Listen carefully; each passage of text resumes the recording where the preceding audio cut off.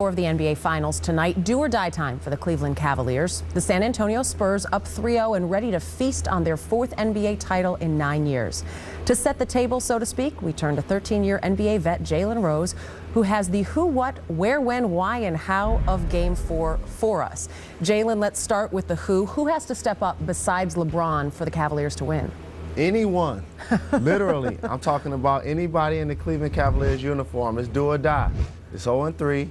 You're at home. It's the second game in your franchise final history.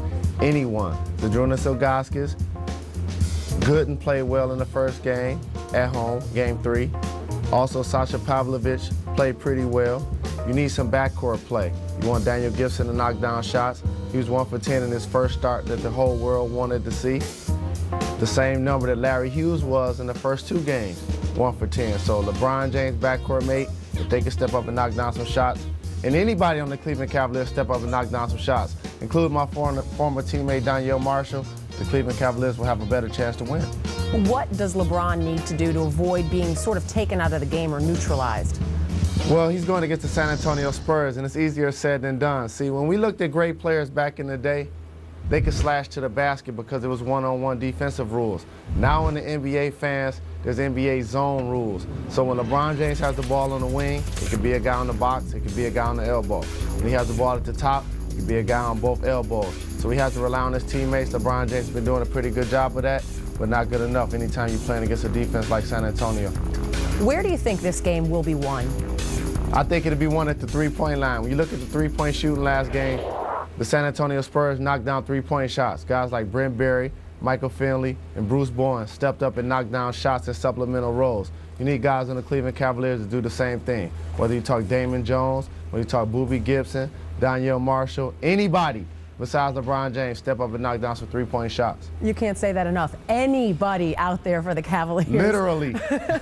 Why will the Spurs win Game 4, or how can the Cavs win Game 4? Why would the Spurs win Game 4? Discipline, efficiency, professionalism, 4 championships in 9 years, trying to be a dynasty. Tim Duncan, Manu Ginobili, Tony Parker, the list goes on and on. Greg Popovich. The bottom line, these guys get it done. It's efficient.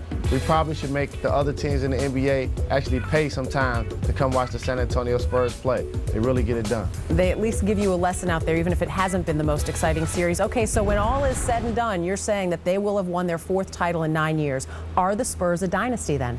When it's all said and done, you would like to have more done than said. I tell that to kids all of the time. And when it's all said and done, yes, the San Antonio Spurs, 4 championships, 9 years, that does constitute a dynasty. When you talk about a team that has multiple championships, over 4, that's in NBA history. It's a handful of teams that have done that. You talk the Lakers, you talk the Celtics, you talk the Bulls. That's a handful of teams that have done that. That puts you in an elite company. San Antonio is on its way. Yeah, whether you get the dynasty designation or not, you'll take that foursome there. Jalen Rose, as always, a pleasure. We will talk to you tomorrow.